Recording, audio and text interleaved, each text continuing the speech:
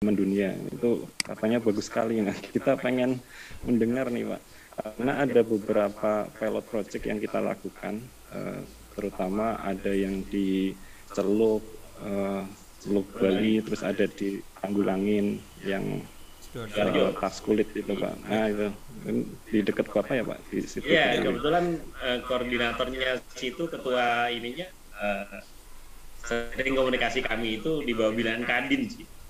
Kadin. Ya. Nah itu terus ada juga di Bangka Belitung. Ada beberapa pilot project yang kita lakukan terkait digitalisasi UMKM. Yeah. Nah mungkin dengan adanya rekan baru dari UKM Mendunia ini kita bisa berkolaborasi nih Pak. Amin. Jadi ada beberapa UMKM yang sudah terdigitalisasi, kita bisa coba arahkan ke ekspor melalui UKM Mendunia ini seperti apa. Nah, mungkin itu sebagai awalan sehingga di pertemuan ini kami harapkan ada insight dari kami lebih teknis ya Pak ya, kira-kira nanti bagaimana bentuk kolaborasinya supaya mendorong UMKM yang kita bina di pilot-pilot project itu bisa kita endorse untuk lebih ekspor lagi. Mungkin itu dulu Pak dari kami. Mungkin bisa langsung dari Pak Iko maupun Pak Mas Doni. Mas Doni ya. Oh ya, Pak. Silakan Pak Iko. Jadi, terima kasih Pak Bayu. Waktu dan kesempatannya. Salam kenal semua, Pak Hamzah, Pak Aziz, Bu Bulan, ada Mbak Aulia kemarin yang sudah calling. Jadi sebelumnya pernah lihat full presentasinya kami atau pernah buka di channel YouTube kami atau belum Pak? Belum. Oke. Mas Hamzah udah. Mas Hamzah udah.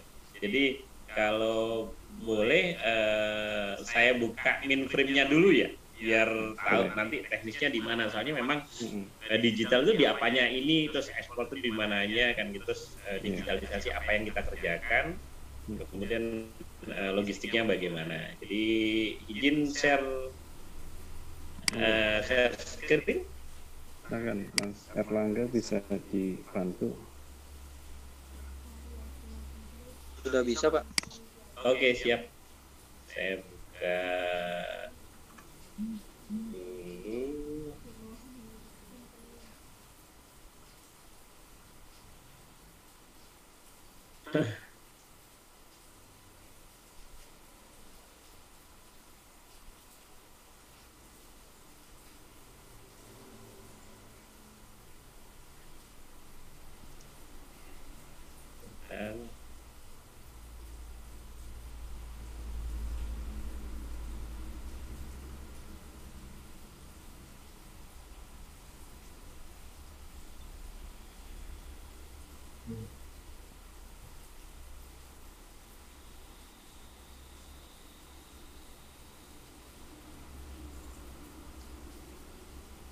Bisa terbaca, terbuka? Sudah.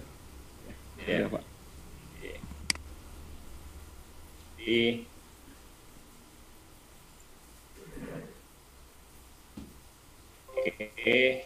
Jadi bapak-bapak, ibu-ibu semuanya, saya kasih gambaran terlebih dahulu tentang UKM Mendunia ini. Jadi konsep kami, tujuan kami adalah menjadi real ekspor. Yang eksportir bukan kami tidak bertindak sebagai broker, bukan sebagai buying agent, bukan konsolidator barang-barang UKM untuk diekspor. Ya, jadi beda, mungkin ini yang beda dengan yang lain-lainnya. Kalau kami mengedukasi masyarakat, tapi tidak memanfaatkan masyarakat.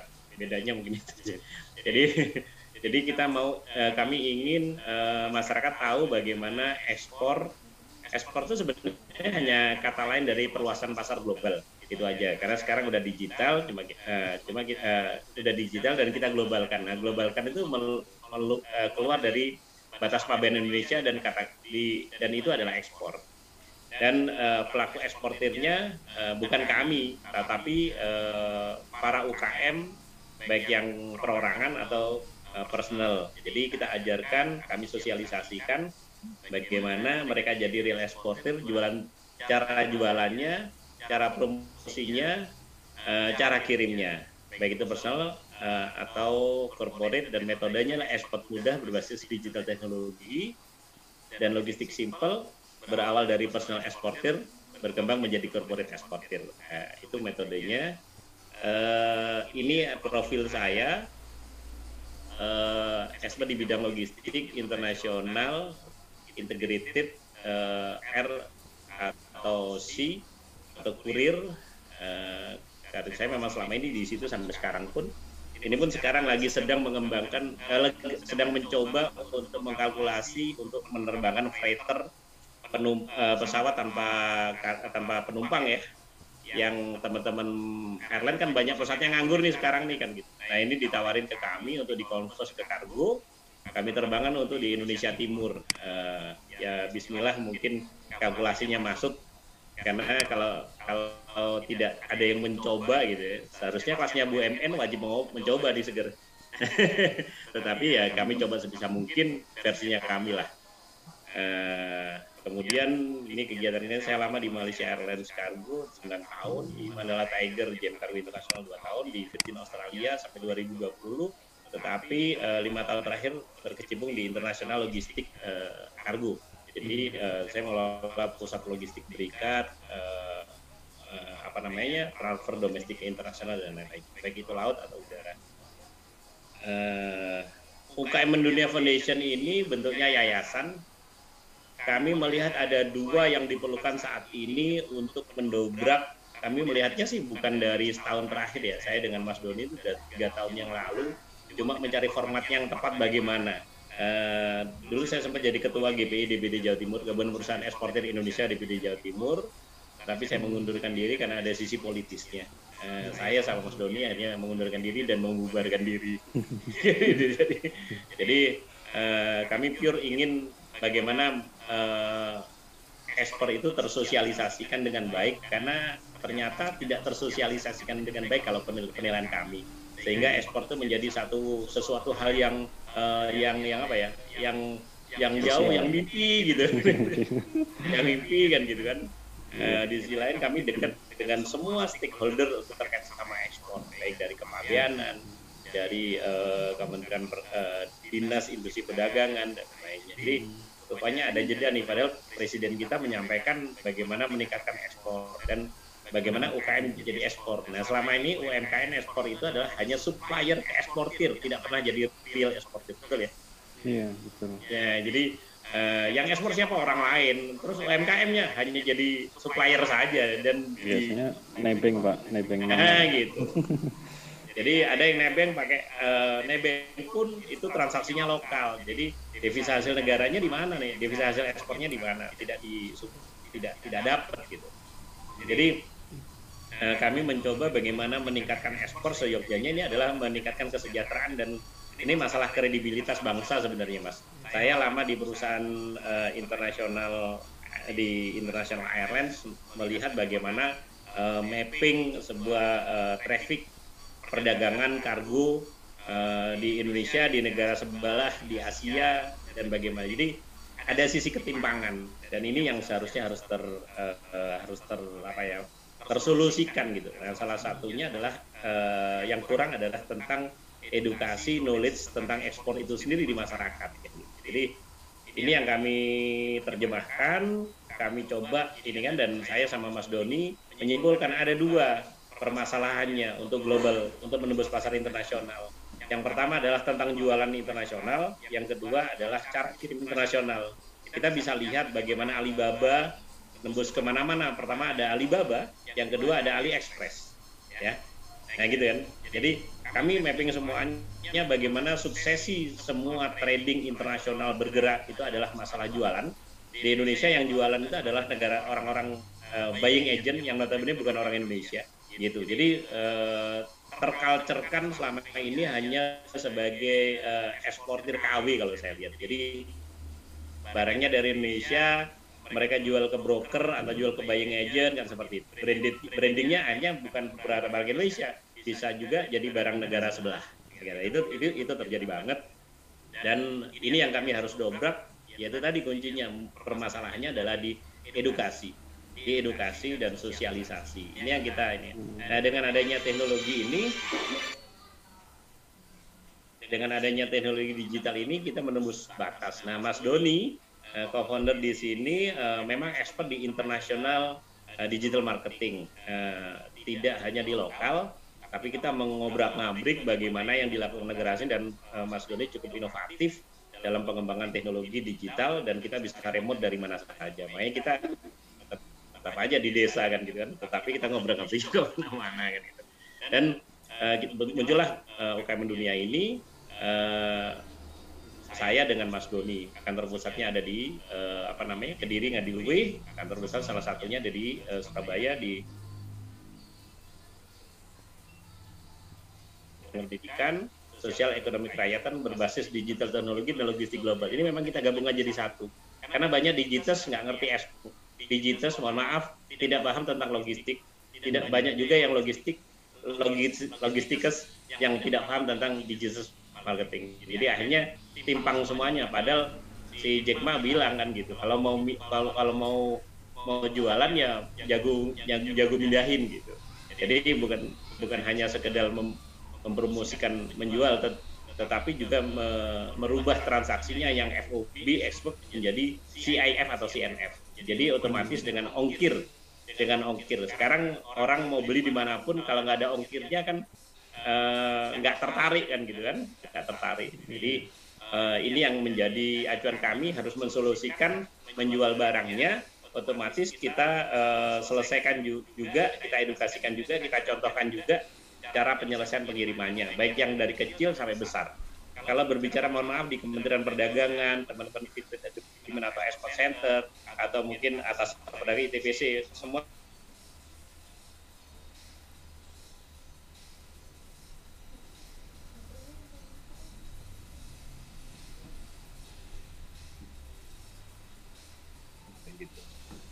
padahal UMKM ini menjadi stabilitas ekonomi nasional 65%, dan itu adalah UKM. Itu baru main lokal. Gimana kalau main global? Mungkin akan jadi yang luar biasa sekali kan. Dan kita mencetak UKM menjadi eksportir. UKM ini bisa berarti usaha kecil menengah, bisa berarti usaha kekinian mendunia, bisa usaha kekinian emak-emak, bisa usaha kreatif milenial, dan usaha kreatif mahasiswa dan lain-lainnya. Jadi UKM ini artinya luas. Kalau UMKM kan usaha mikro kecil menengah kan gitu. Oleh karena itu kami bekerja sama dengan beberapa institusi akademisi kampus seperti Universitas Dr. Sutomo, kemudian ITN Malang, ada STI Dewantara Dewantara Jombang, dan insya Allah minggu depan tanggal 18 kami ada event dengan Telkom Bandung, dengan Universitas Telkom Bandung tanggal 18. Itu yang menjembatani adalah teman-teman Bea Cukai yang mereferensikan untuk kegiatan itu, dan kami welcome. Kami punya beberapa chapter di Indonesia ini. Kemudian ini adalah partner kami selama ini yang kerjasama. Ada teman-teman forwarding, GMS ini memang perusahaan kami, tapi kita ada beberapa forwarding partner juga yang lain yang siap untuk mengedukasi, mendampingi UKM untuk bisa kirim ekspor. Dari Kemendesa kemudian ada Dinas Koperasi Provinsi Jawa Timur, ada Dinas PT Perkayaan Pasuruan. Ini yang pernah mengadakan event bersama-sama dan support untuk kegiatan-kegiatan kami. Bea Cukai Pusat, Bea Cukai Jatim 1, beberapa KPBC di Indonesia. Kemudian ada UKM Express, ada Etnura, ini Etnik Nusantara Fashion Indonesia yang produknya udah dijual di masyarakat internasional. Kemudian ada ICSB, Indonesia Council for Small Business, ada PPI, Perkumpulan Pelaku Indonesia, Perkumpulan Pelaku Logistik. Ini adalah UKM bidang forwarding yang membantu menjembatani kami untuk baik itu delivery atau pick up dari ujung-ujung di Indonesia.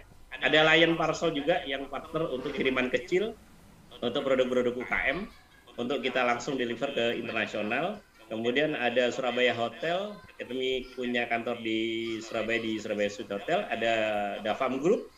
Kemudian sama Mi Hotel ini Davam semua, kita punya galeri di sana.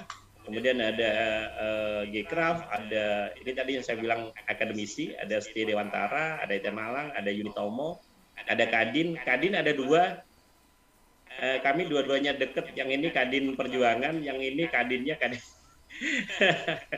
Ada dua ya Kadin ya. Kami nggak masuk ke sana, walaupun disiapin video. Kami berpartner aja lah. Kami berpartner. Gitu. Kemudian ada Angkasa Pura Logistik, ada OKOC. OKOC itu banyak. Ini yang di Gresik namanya Melawi. Ini kita berkegiatan bersama untuk training. Kemudian ada Pemda Ngada, ada HIPMI Nganjuk, ada desa, ini desa di Gresik yang produsen kerupuk. Kemudian ini ada Bumdesma Singosari, ada Rumah Kreatif BUMN di Ngada, Kabupaten Sumeneb, ada Dewisnu, Desa Wisata Nusantara. Ini sering ngadain Juminar sih, tapi nggak apa-apa. Apapun bentuknya sosialisasi kami tetap jalankan, tetap tidak memilih siapa-siapa. Yang kami harapkan sebenarnya ada kelanjutannya, karena kalau Juminar itu batasnya hanya membuka wawasan saja. Tapi seharusnya dilanjutkan dengan sebuah mekanisme edukasi berkelanjutan. Karena garansi kami adalah belajar bersama tanpa batas seumur hidup. Jadi sampai bisa. Kemudian ada smelting, ada Bank Jatim, ada Rumah Kita Lumajang, ada Enslik dan ada Konpak. Ini Enslik yang kita bekerja sama untuk di Project Belitung. Kemudian kalau Konpak ini LSM Australia. Kalau Enslik ini kan dari Kanada ya. Ini bekerja sama untuk beberapa event baik online atau offline. Kemudian ini tempat kami di Surabaya, galerinya seperti ini. Jadi trainingnya ini adalah untuk digital studio. Tapi kita udah mulai slimkan dalam kategori tidak selalu kerja di satu titik, tapi kita udah udah bisa dikerjakan dari masing-masing. Jadi UKM-nya udah pinter-pinter kan, jadi udah jualan sendiri. Nah kemudian ini adalah proyek kami untuk support membantu ekspor kambing. Realisasi ekspor kambing kita charterkan pesawat dari Surabaya ke Brunei 4 kali charter. Kurang targetnya sebenarnya 5 kali charter, tapi ada kendala teknis, kita hanya rilis di 4 gitu. Dan kita merubah transaksi FOB menjadi CIF karena kendalanya adalah bayarnya tidak bisa datang ke sini. Jadi dengan merubah kita transaksi yang CIF, otomatis barang diterima di negara tujuan dengan perjanjian khusus dan bisa terrealisir. Ini adalah mode transaksi perdagangan. Sebenarnya ini sangat familiar di masyarakat perdagangan internasional. Cuma di Indonesia ini identiknya dengan FOB dan export. Ini yang membuat kita kalah bersaing. Boleh nanya nggak? Iya Pak Eko. Iya Pak. Ya, jadi kan ini sepertinya modelnya pendampingan ya Pak ya. Iya, sosial edukasi sesuai dengan ininya, izinnya kami adalah yayasan pendidikan. Pendampingan. Jadi kalau pendampingan itu nanti UMKM-nya didampingi sampai jadi, sampai ekspor dia. Iya. Termasuk kan biasanya kalau ekspor itu kan ada aliran barang sama aliran uang ya. Nah, itu sampai ke teknis untuk pembayarannya. Pembayarannya atau seperti apa? Ya, jadi saya lanjutkan. Jadi ini nggak perlu. Jadi dari sini lah. Jadi UKM Indonesia programnya adalah UKM mengintegrasikan dan mentransformasikan data, informasi, komunikasi, digital teknologi dan logistik secara global. Jadi ini memang satu kaitan. Kemudian metodenya nih, ekspor muda berbasis digital teknologi dan logistik sistem, jadi personal eksportir berkembang menjadi corporate eksportir. Nah, ekspor muda berbasis digital teknologi ini bukan hanya jualan, bukan hanya promosi, tetapi ada 4 kegiatan di digital teknologi, mulai branding, market analisa, promotion, networking, selling, dealing, sampai dengan digital payment. Kita ajarkan digital paymentnya secara digital ya, dan itu langsung account directly personalnya, bukan kami. Jadi kan digital payment kan ada ada MoneyGram, ada ada PayPal, dan kemudian ada Western Union, dan ada TransferWise dan lain-lainnya. Nah, kita ajarkan sampai di sini. Jadi mereka bertransaksi directly menggunakan sesuai dengan jualan sesuai dengan yang ada di sana, sesuai dengan harga yang kita pasarkan di luar negeri. Kan gitu. Dan ini kita berawal dari personal eksportir ya, personal eksportir. Ini yang barangnya kecil-kecil pakai kurir, kita punya networking, kita punya jaringan, kita punya partner, kita punya referensi beberapa kurir yang support untuk internasional kurir yang murah. Ini itu. Dan ini yang kita kembangkan. Kemudian yang kalau mereka sudah mulai agak besar masuk ke corporate, ini yang berbadan usaha.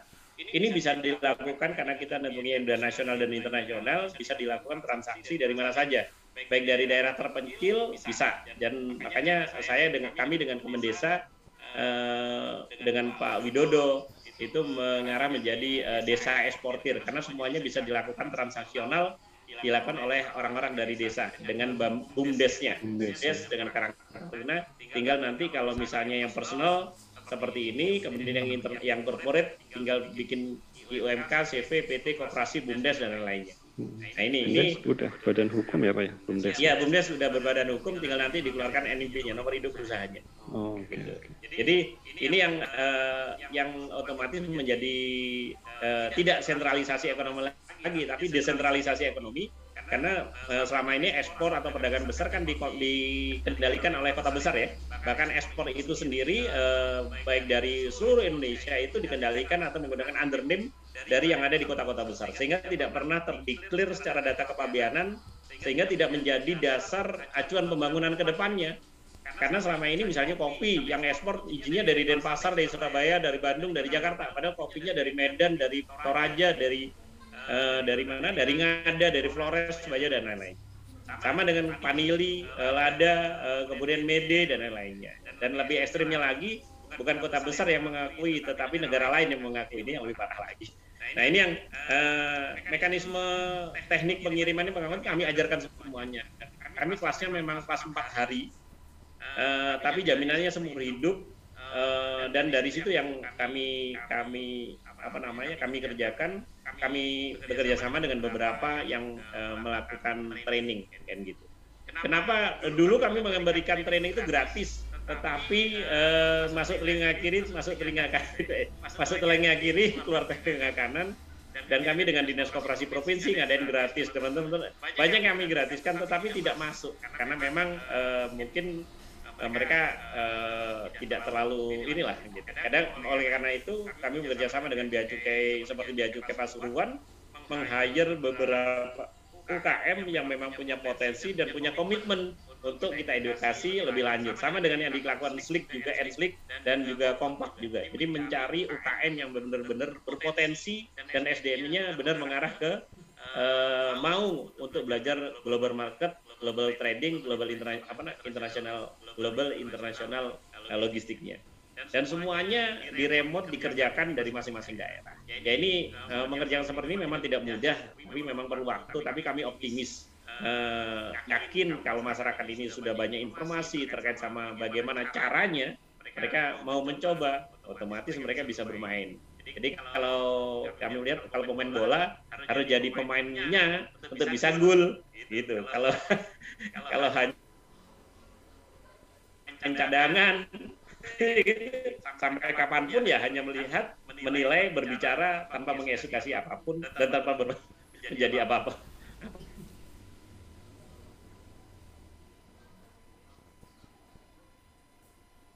Kecil, perorangan bisa sampai berbadan usaha. Kalau perorangan mudah sekali. Dan ini sudah langsung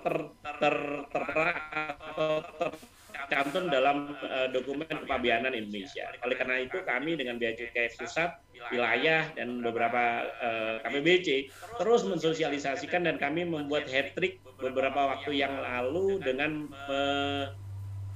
mengekspor ini yang peluncuran UKM eksportir.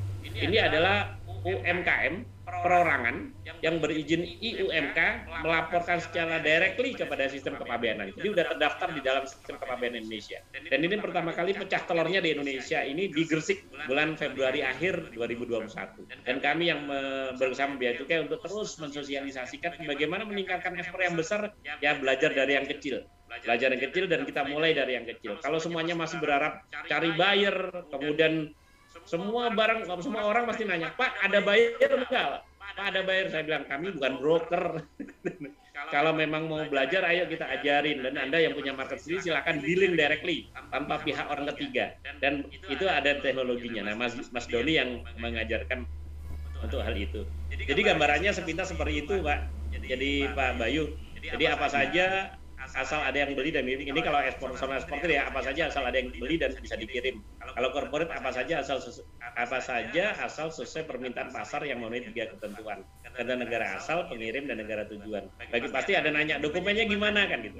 Kalau yang personal ada less regulation, kalau yang corporate otomatis complete regulation. Kami ajarkan dari yang less regulation sampai yang complete. Nah gitu, dan kita arrangement logistiknya dari ujung mana saja sampai kemana saja gitu, hitung bersama-sama. Dan kalau mereka udah pinter, udah biasa, otomatis jadi pinter, mereka menjadi pemain langsung. Kalau udah demikian, otomatis ekonomi tidak sentralis ada di tengah kota, tetapi di ujung-ujung manapun, dan ini menjadi referensi pembangunan hubungan infrastruktur internasional. Misalnya airport internasional, banyak sekarang airport internasional tidak berfungsi internasional. Banyak pelabuhan internasional tidak berfungsi sebagai pelabuhan internasional. Betul ya? Dan mubazir kesannya. Nah, karena memang tidak ada yang mensosialisasikan, mengedukasikan hal ini kepada masyarakat di ujung-ujung sana, hanya dikonsumsi di tengah kota. Gitu. Mas Doni ada yang tambahkan, Mas? Monggo, Mas Don. Baik, jadi kalau gambaran sekilasnya tadi Mas Iko sudah open mindset bahwa bagaimana mudahnya ekspor dan bisa dilakukan dari mana saja. Saya menambahkan sisi teknisnya Pak ya. Jadi kalau selama ini banyak yang bilang mereka bukan memintarkan tapi mereka minteri kalau orang Jawa gitu kan. Nah, tetapi kita enggak. Jadi kita enggak expert untuk produk gitu ya. Produk mereka sudah banyak nih kedinasan dari dinas koperasi, dinas perindustrian sudah how to create. Tapi kita melanjutkan. Ketika barang itu sudah jadi, kita mengajarkan how to sell, how to transaction sampai how to deliver produk itu.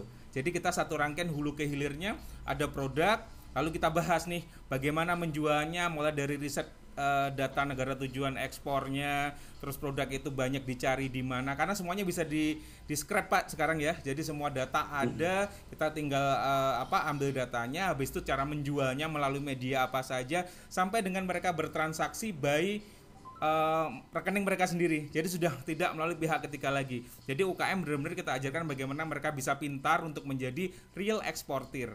Dari sana mereka sudah bertransaksi, dibayar lunas di awal, berkirimnya kita ajarkan. Mau berkirim berapa nih? 1 kg, 10 kg, 100 kg atau 1 kontainer. Kita sesuaikan. Kalau kita ngomong UKM berarti kan skalanya dengan skala kecil dulu nih gitu kan. Kenapa? UKM dikasih langsung orderan 1 kontainer juga modalnya siapa, uangnya siapa, yang kemakan aja deh. Kalau gunung ekspor itu gunung es, kita jadikan jadi kayak es batu biar kemakan sama mereka. Nah, kebetulan alhamdulillah dengan metode ini mereka yang mempraktekkan mereka bisa jadi the real exporter. Jadi kita hanya menambahkan, melengkapi yang sudah ada, di mana kita bisa masuk, kita tambahkan di sana dari segi jualannya, bertransaksinya, mereka sendiri sampai dengan berkirimnya mereka akan jadi real exporter karena mereka sudah terbiasa dengan kilogram kecil, masalah besar hanya masalah waktu dan size saja.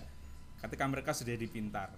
Kurang lebih seperti itu Pak gambaran. Jadi hampir semua UKM ya kalau kita ngomong pas kita kunjungan ke seluruh Indonesia, ya mereka membutuhkan, artinya ini loh yang saya butuhkan gitu lah. Alhamdulillah, artinya riset yang kita lakukan, kebutuhannya sebenarnya ini, dan ketika mereka sudah punya kebutuhan ada di sana, kita sampaikan bahwa mereka bisa melakukannya sendiri, antusias mereka luar biasa begitu.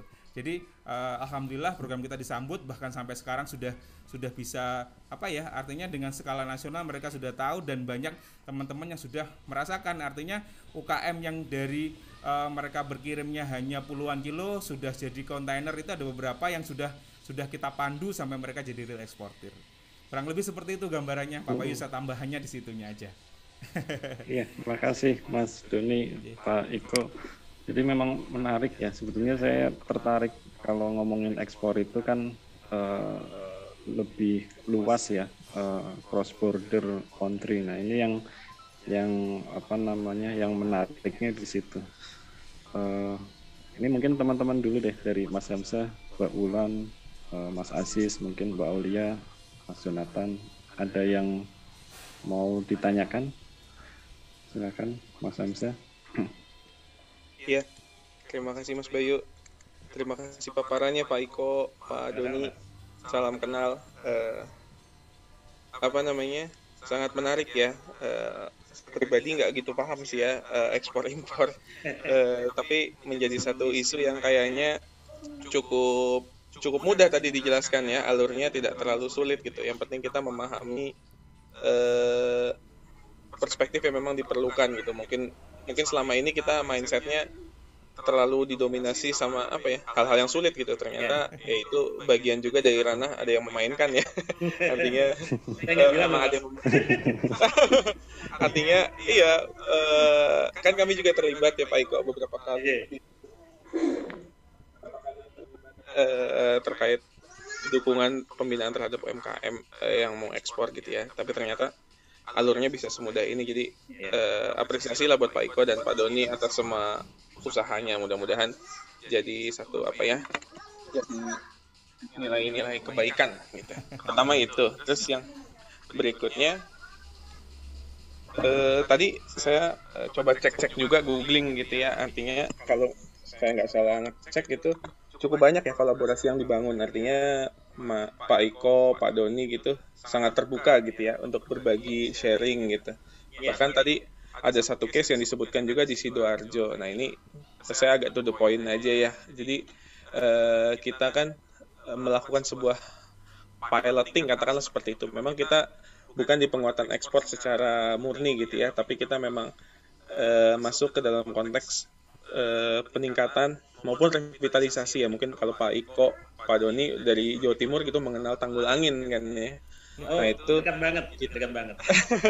Iya, kita kan melihat dia terdampak dari adanya Lapindo dan seterusnya, bahkan sampai sekarang belum kembali normal gitu ya. Artinya memang perlu ada satu pemihakan untuk merevitalisasi potensi yang sebetulnya mereka udah kelola itu sejak sekian lama gitu. Nah itu salah satu filosofi yang kami coba kelola bersama dengan Kementerian Perindustrian. Kita lakukan suatu apa ya, pemihakan lah seperti itu. Kita jadikan lokus tersebut sebagai salah satu bentuk untuk apa ya, bisa kita tingkatkan lah. Jadi ada upaya-upaya capacity building dan seterusnya yang kita harapkan juga bisa kita tingkatkan dan kita dekatkan dengan potensi ekspor. Tadi Pak Iko kalau nggak salah juga menyebutkan sudah ada beberapa koordinasi dengan apa ya, mungkin pengelola sentra UKM di sana itu. Iya, Pak Junaidi namanya. Pak Junaidi ya. Ya. Nah ini izin Pak Iko, Mas Bayu, Pak Doni. Jadi mungkin kalau saya agak sedikit to the point ya, salah satu case-nya yang menarik ini adalah kalau di Tanggul Angin ini tadi ya, pasarnya sebenarnya sudah pernah terbentuk dengan cukup solid, sekarang drop. Tapi sebetulnya potensi barangnya cukup bagus. Nah, di satu sisi dia juga sudah punya satu kelebihan yang di tempat lain mungkin nggak banyak didapati gitu. Ada satu pengelola, entitas pengelola, dalam hal ini Koperasi Intako namanya ya, industri dan koper. Nah, kalau dalam perspektif kami gitu, sesuai arahan pimpinan juga, kita ingin mengekskalasi fungsi-fungsi dari koperasi ini supaya dia bisa berperan sebagai agregator. Artinya koperasi bisa ekspor, Pak. Koperasi bisa ekspor.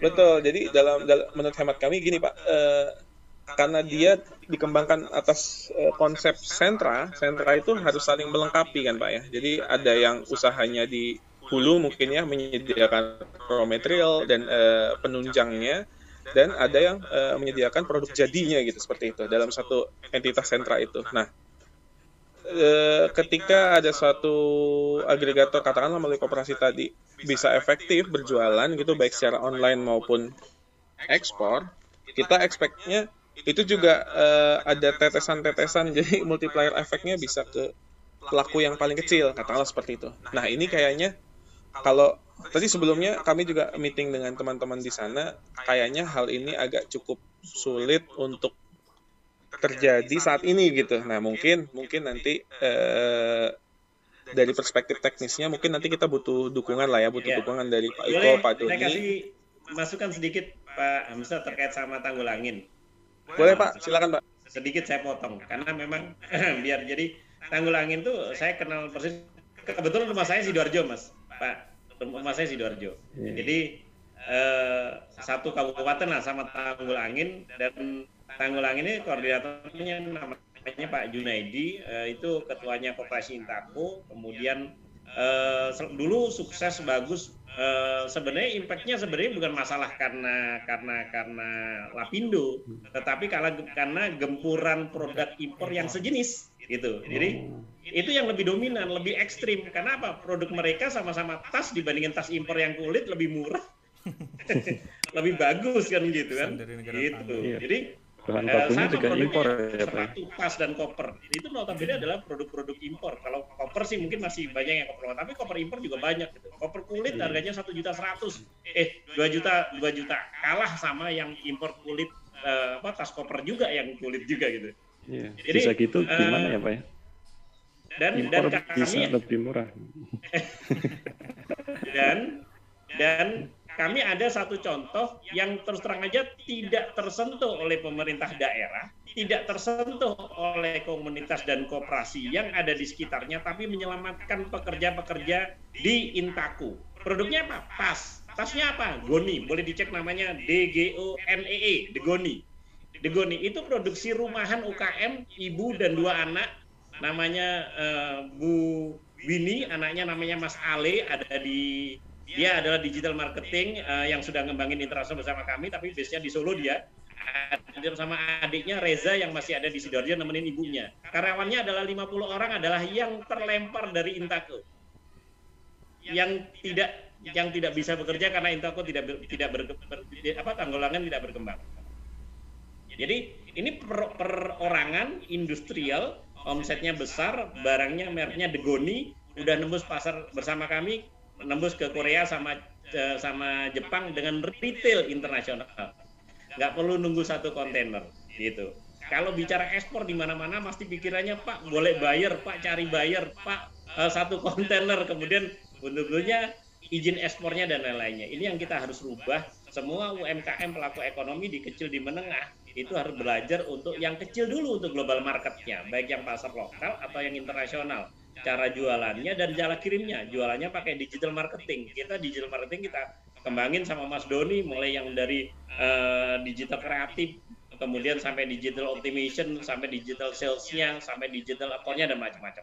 Nah ini bahkan kita udah mengembangin juga dengan sistem mekanisme robotik segala. Jadi ini yang kita membantu menjualkan produk-produk industri Indonesia dengan kita sebut sebagai multiple optimization. Ini yang kita kerjakan, dan kita kerjakan salah satu industri lokal saat ini yang lokal ya, tidak merek asing, lokal. Kami tidak menjual reseller produk asing.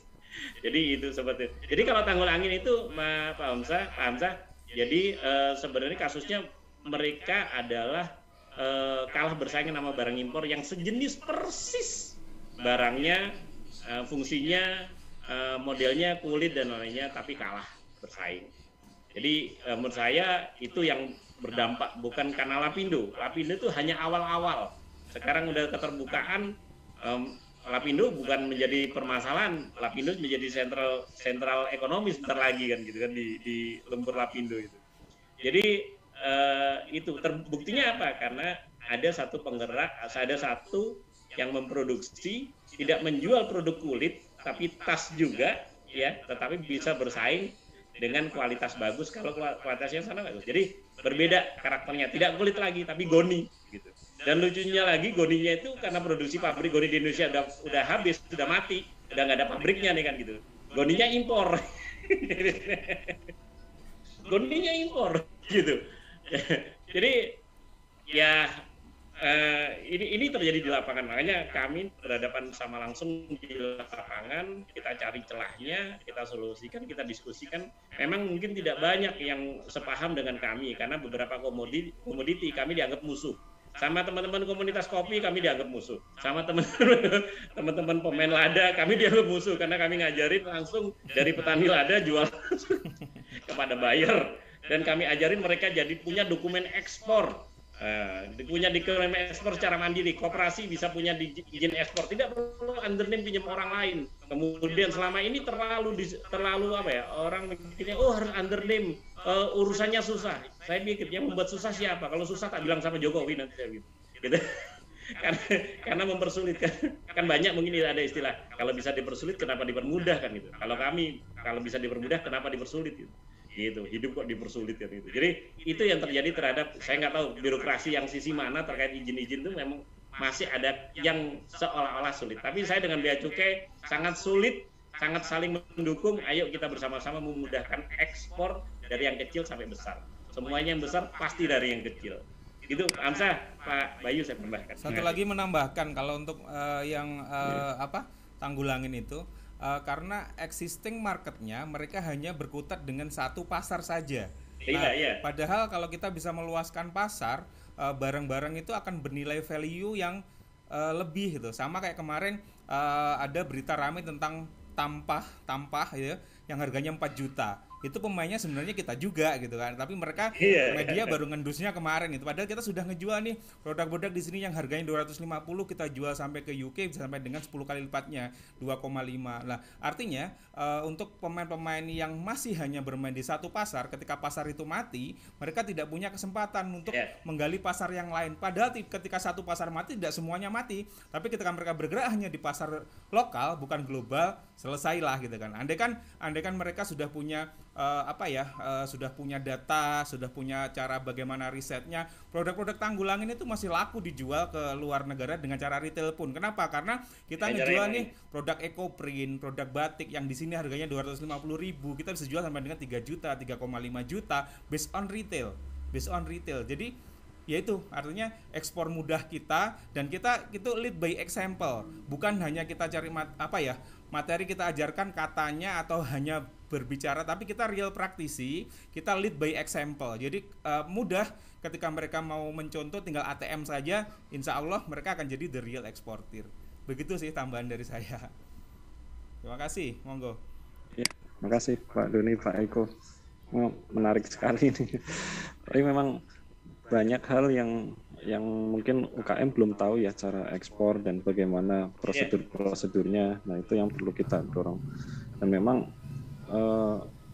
kalau ada data-data misalkan potensial buyer tentang produk-produknya yang terkait produk Intaco gitu, tas, kulit itu dapatnya dari mana ya Pak ya? Atau kalau Pak Iko sama Pak Doni punya data-data potensial produk yang khas dari Indonesia, itu kan Bayu, mungkin bisa jadi target ekspor ya Pak ya. Jadi gini Pak Bayu, ini pertanyaan klasik ya. Kan dari zaman dulu sebelum Pak Harto sampai sekarang pertanyaannya itu. Dan itu yang tanya mulai dari kelas UKM sampai kelas pejabat, mohon maaf Pak, pertanyaannya itu.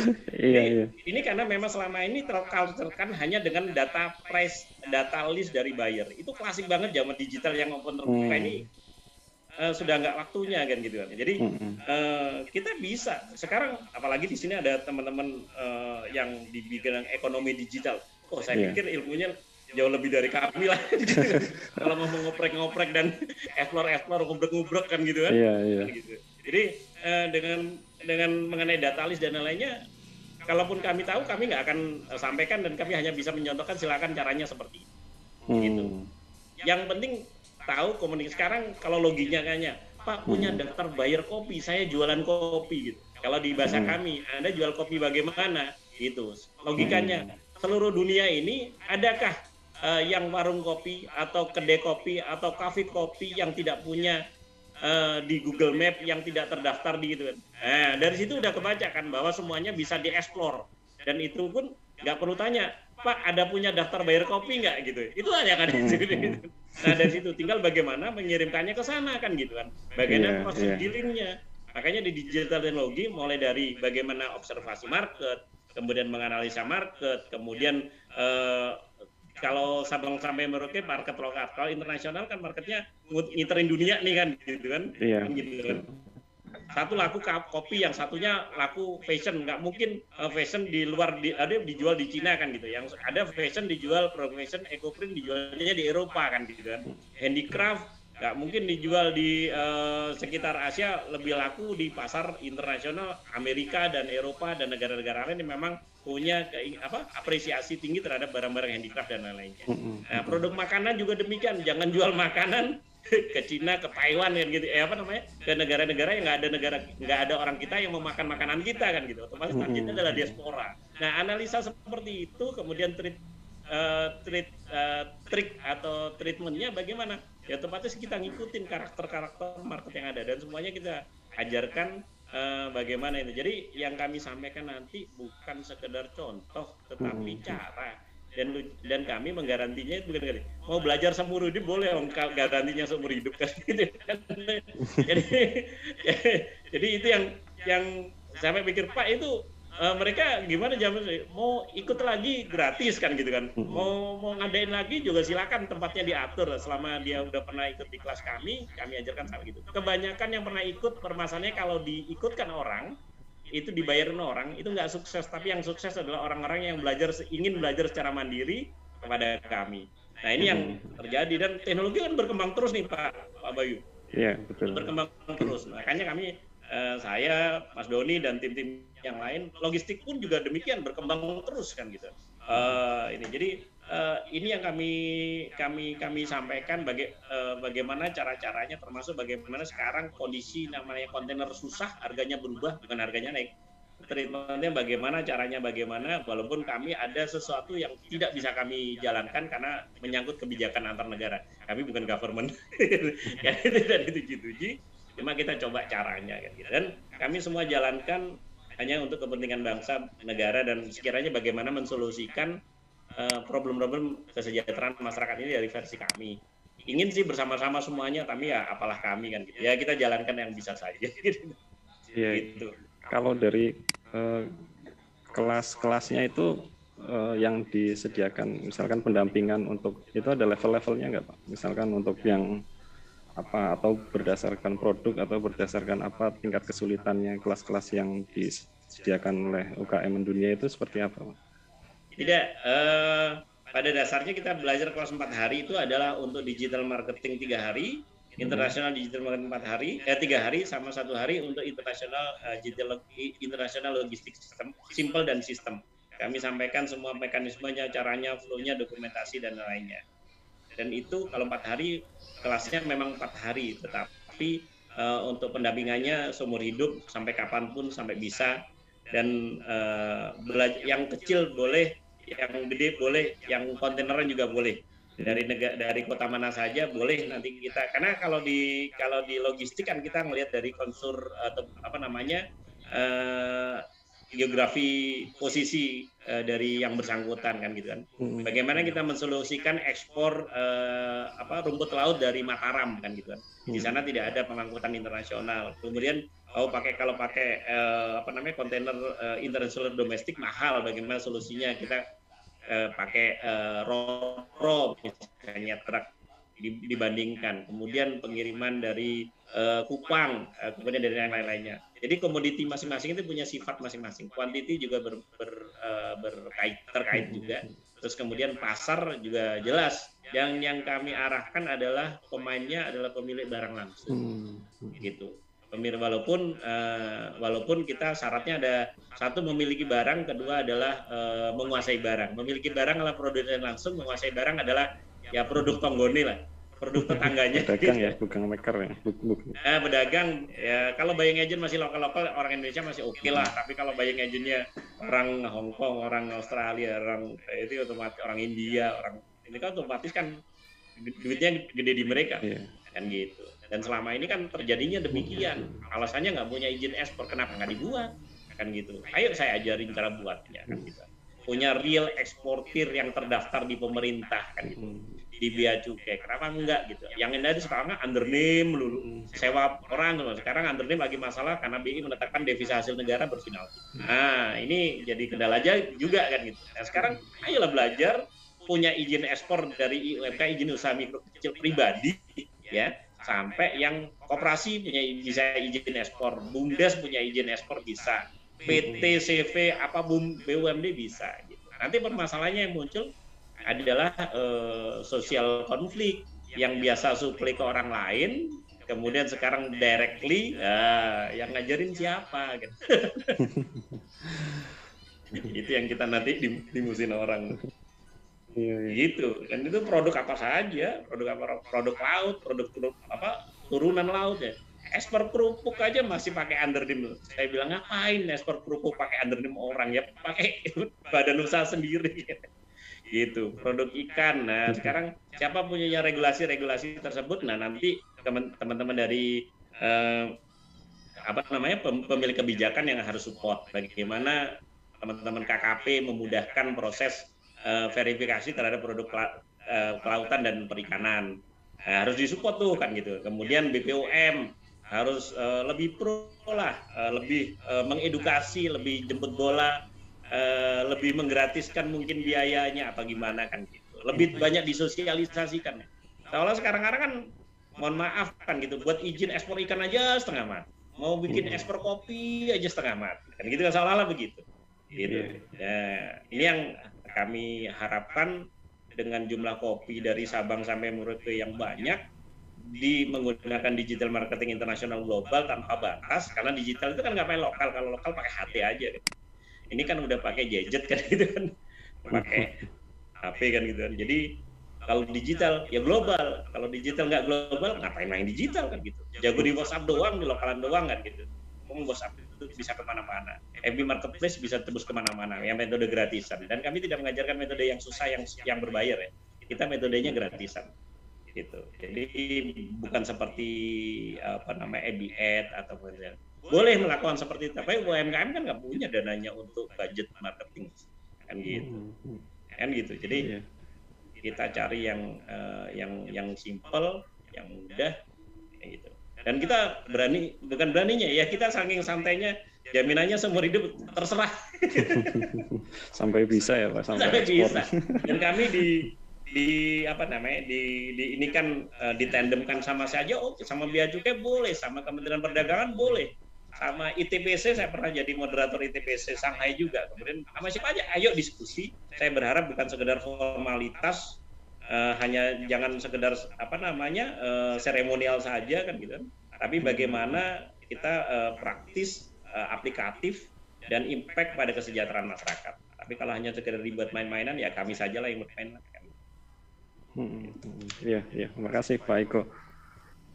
Kalau saya sih mikirnya mungkin bisa kita nanti coba bikin acara workshop ya untuk pengenalan ke piloting daerah-daerah yang kita jadikan piloting, biar nanti dari UKM sendiri yang nanti punya inisiatif ya seperti itu.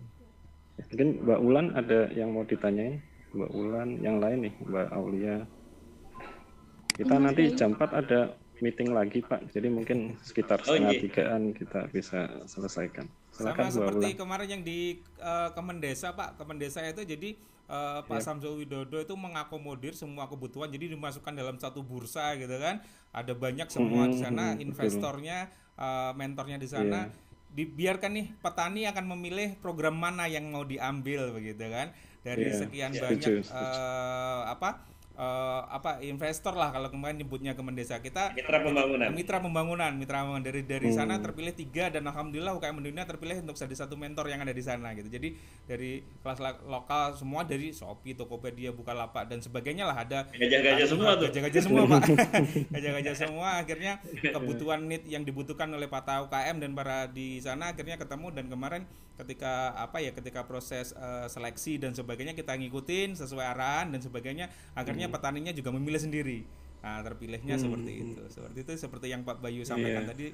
Ya, kalaupun di awal Pak, semisal dari piloting, semisal dengan teman-teman yang kayak di Sidoarjo tadi, itu kita biasanya adakan webinar juga Pak. Jadi sebelum itu webinar, kita bahas, kita kenalkan, kita open mindset mereka bahwa bagaimana nih kemudahan ketika kita mau menembus pasar, bukan hanya lokal tapi sampai dengan global. Lebih seperti itu. Jadi kita bisa diagendakan, monggo. Gitu Pak Bayu. Siap. Makasih Pak Doni. Nanti coba kita set up lah untuk acara yang ya mungkin mirip-mirip ya kayak yang kemarin Pak Dodo sudah selenggarakan. Mungkin Mbak Ulan silakan. Tadi ada yang mau tanya. Iya, izin Mas Bayu. Terima kasih penjelasannya Pak Iko, Pak Doni, kayaknya cukup menarik banget nih UKM mendunia. Paling yang pengen saya coba tanyakan nih kan terkait, saya juga baru nih di bidang ekspor kurang tahu juga nih apa teknis-teknisnya gitu. Nah, untuk pembayaran payment gitu kan ada nih beberapa, jadi kita punya program di ASEAN namanya ASEAN Online Single Days gitu. Banyak platform atau UMKM yang udah punya website tapi belum bisa pembayaran yang cross border. Nah, kayak gitu. Apakah di UMKM mendunia ini juga nanti akan diajarkan untuk mekanisme pembayaran bersifat cross border ini? Nah, nanti bagaimana sih mekanisme, kan beda tuh currency-nya kayak gitu, nanti proses teknisnya seperti apa. Terus yang kedua mungkin dari selama ini yang sudah dijalankan, kegiatan yang sudah dijalankan untuk mendorong UMKM atau memfasilitasi UMKM atau mendampingi UMKM untuk ekspor, apa sih Mas, apa sih Pak yang maksudnya kesulitan apa gitu dari UMKM sendiri ataupun dari UMKM mendunia sendiri dalam memfasilitasi itu gitu. Itu aja sih Pak. Oke, saya jawab. Ya, monggo Pak. Iya, betul. Untuk international payment kita tidak menggunakan atau meng-create satu platform sendiri, karena platform itu banyak sekali yang dimainkan, bukan dimainkan, yang sudah ada. Jadi kita mengikuti mode yang sudah ada. Kenapa kami mereferensikan menggunakan PayPal? Karena itu terkait sama buyer. Buyer yang paling banyak di Eropa, di Asia, di sebagian Asia sangat familiar dengan namanya PayPal. Dan PayPal bisa di-create directly oleh masyarakat UMKM menggunakan debit card automatically, jadi mempunyai account directly, personal account. Nah, ini yang kita ajarkan, tidak perlu menggunakan platform yang baru dan macam-macam, karena percuma, bayarnya nggak ngerti gitu. Bayar kan tergantung buyer gitu kan. Buyer suruh transfer belum tentu kan gitu. Oke, pakai apa? Pakai PayPal. PayPal inilah yang kami rekomendasikan, sangat-sangat setelah kami dianalisa sama Mas Doni dengan tim. PayPal inilah yang sangat familiar oleh masyarakat internasional. Semuanya PayPal. Mau nilainya berapa, kecil, sedang, besar, untuk yang pakai LC dan lain-lainnya itu terlalu kalau jumlahnya kecil tidak kita rekomendasikan. Kalau jumlahnya besar bolehlah kan gitu, karena ada biayanya kalau di LC. Dan untuk pembayaran yang lain seperti yang international familiar seperti TransferWise, kemudian MoneyGram, kemudian Western satunya Union. lagi itu apa Mas? Western Union itu kan familiar di masyarakat internasional. Itu boleh, tinggal pilih yang mana gitu. Jadi kita tidak meng-create baru nggak. Kami tidak menjual satu platform ya. Dulu saya pernah meng-create namanya Indonesian Store, sekarang Indonesian Store di take over sama namanya dipakai sama salah satu platformnya Kementerian Perdagangan kalau nggak salah. Nama itu dulu kami create, tapi kami cari investor nggak nemu. Investornya harus asing semua, jadi males saya. Investor lokal nggak ada yang mau. Nah, waktu akhirnya kami kita tidak bermain di platform, kita bermain yang umum. Kita akhirnya bermain di masyarakat, platform apa saja yang kami kerjakan. Yang boleh eBay, boleh Etsy, boleh apa saja, yang marketplace ya, yang non marketplace kita pakai macam-macam gitu. Dan yang metode yang lainnya kita kerjakan semua. Jadi pakai FB marketplace juga iya, pakai sosial media iya, pakai yang paling gampang yang mudah dijangkau oleh teman-teman UKM gitu. Sedangkan kalau yang platform tertentu, mohon maaf, tidak mengedukasi masyarakat menjadi real eksportir, yang ada mengakomodir barangnya untuk diekspor. Menurut saya, mohon maaf, tidak mengedukit. Ya, jadi artinya apa? Hanya barangnya dijualkan sama orang lain.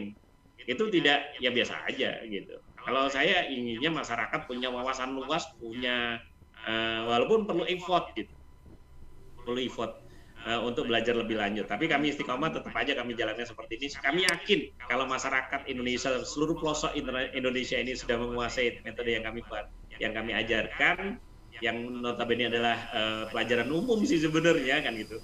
Pelajaran umum ini akan mereka akan lebih lebih menarik menjadi dirinya sendiri, tidak pernah menjadi orang lain gitu. Jadi Mbak Wulan, mengenai payment, kami tidak punya platform khusus, kami merekomendasikan yang umum, bisa pakai Western Union, bisa pakai TransferWise, bisa pakai PayPal yang kami rekomendasikan. Kemudian untuk fasilitator atau fasilitas yang kami beri, yang kami ajarkan ini buat masyarakat UMKM, kendala-kendalanya adalah masalahnya mereka pertama nggak pede karena alasannya gaptek gitu. Jadi nanti dikelompokkan yang karakter UKM itu kan usaha mak-mak ke mak-mak ya identiknya ya. Jadi jualannya begitu, paling banter pakai metode digital yang paling gampang banget, itu pun agak lemot dan lain-lain. Tapi nggak apa-apa. Kenyataannya memang kita tidak bisa pukul rata. Ada beberapa pelaku pemain digital internasional yang emak-emak ya. Ada tempat kami namanya AMI itu jualan kopi tapi ke Taiwan gitu. Kemudian jualan sambel ke Hong Kong, jualan bumbu pecel ke Hong Kong dan lain-lainnya. Itu bisa gitu. Dan kita tidak bisa memukul rata kemampuan masing-masing di kelompok generasi X, Gen X, Gen Y dan Gen Z. Jadi itu beda-beda semuanya. Ya kita memang lebih ada kekurangan, ada lebihnya. Kalau anak-anak muda paham digital tapi nasionalismenya kurang, yang dijual barang impor melulu. kan itu jadi karena memang jualan impor itu tereduket, terstruktural dari sononya sampai ke sini kan gitu kan. Mulai struktur menggunakan kerjasama B2B, G2G sampai institusi, komunitas to komunitas gitu. Jadi nah ya ini kan perdagangan bebas kan, perdagangan bebas. Cuma saya melihat impact-nya adalah bagaimana masyarakat UMKM barangnya susah gitu. Pabrik di Indonesia ada banyak yang tutup kan gitu. Pabrik sepatu banyak tutup, pabrik garment juga tutup kan gitu. Pabrik ember juga tutup, ketiban barang impor semua kan gitu. Ya ini sekarang kita cuma membangun, ayo yang punya produk lokal, industri atau perorangan bisa menjadi raja di market sendiri atau market global. Dan kendala di UMKM permasalahannya hanya masalah effort sebenarnya. Masalahnya effort. Makanya kalau di UMKM kita ngajarinnya per community, dan community itu punya tim gitu. Tapi lucunya kalau udah punya timnya kadang ngejalanin yang punyanya orang-orang dekatnya saja. Ini yang juga problem juga gitu. Jadi ini yang kendalanya kalau di UMKM yaitu tadi effort menguasai dan diterapkan. Banyaknya udah tahu tapi nggak mau ngerjain, atau ribet ngerjainnya, atau kalah sama ini klasik sih sebetulnya. Padahal itu metode yang paling gampang. Jadi nanti arahkan komunitas atau kelompok itu koperasi yang anak-anak mudanya yang bergerak. Kalaupun itu BUMDes, Karang Taruna yang bergerak, dan seperti itu yang kita edukasi. Itu Mbak Wulan. Ya karena seperti yang dijelaskan oleh Mas Hamzah sebelumnya, bahwa kan kita punya UMKM Tanggulangin nih, dan kayaknya di dalamnya itu lebih banyak bapak generasi X ya. Gitu. Apakah itu nanti akan menjadi suatu tantangan tersendiri untuk itu, untuk mendampingi mereka untuk scale up gitu kan? Betul. Baik, itu aja sih Mas Bayu pertanyaan saya. Saya tambahkan sedikit mungkin. Jadi kalau yang dikhawatirkan Mbak Wulan tadi, worry-nya adalah bagaimana mereka melakukan transaksi pembayaran terus dan sebagainya. Itu semuanya kita mudahkan. Jadi kalau UMKM itu selama ini, let's say kita ngomong PayPal deh. PayPal itu syaratnya harus punya kartu kredit. UMKM mana ada setuju kartu kredit? Saya bankers gitu kan. Saya dulu bankers gitu ya. Nggak akan pernah setujui gitu kan. Kita bikin nih kemudahannya apa, breakthrough-nya apa. Kita bikin pakai debit pun bisa. Ketemu nih caranya. Jadi mereka bisa bertransaksi. Jadi nanti UKM itu akan menawarkan ke buyer, Bapak mau bayar saya pakai apa? Ada PayPal, ada WU, ada MoneyGram, atau TransferWise, transfer langsung dari rekening di luar negeri ke rekening kita. Bisa sekarang gitu kan, sudah sangat mudah.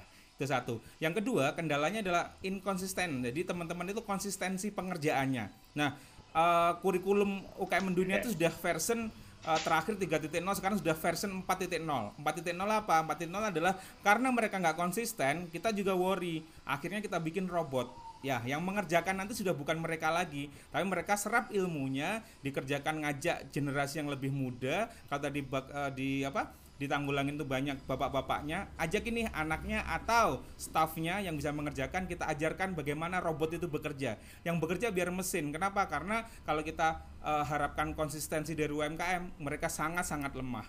Jadi mereka berburu ilmu saja tapi tidak pernah mempraktekkan. Itu kendala utamanya. Akhirnya kita bikinkan nih di version 4.0 ini, kita bikin how to sell dengan cara robotik. Nah, kayak gitu. Jadi artinya semua yang mudah-mudah deh buat UKM itu, yang gratis-gratis kayak gitu-gitu.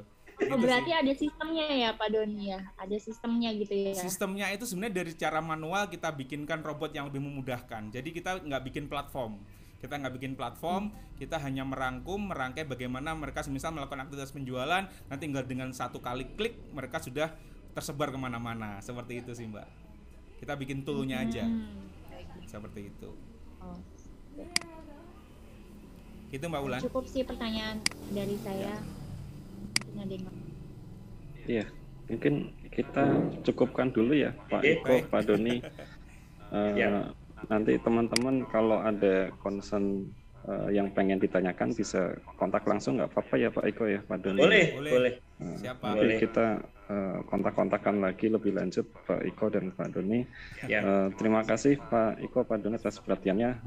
Nanti kita komunikasi by WA ya Pak Iko ya. Baik. Ya. Untuk follow up lebih lanjut lagi.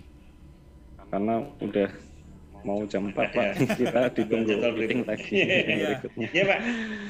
Oke, siap. Terima kasih Pak Doni, Pak Iko atas waktunya, sudah bisa diskusi pada sore hari ini. Terima kasih. Sampai ketemu minggu depan, Pak Iko, Pak Doni, atau lain waktu lah Pak. Ya. Terima kasih. Assalamualaikum Pak warahmatullahi Bayu. wabarakatuh. Matur nuwun, terima kasih. Iko. Terima kasih Bayu, Pak Bulan, Mbak Aulia, Pak Sama-sama, Pak. Mangga sama Pak Aziz. Terima kasih, matur nuwun. Terima kasih teman-teman.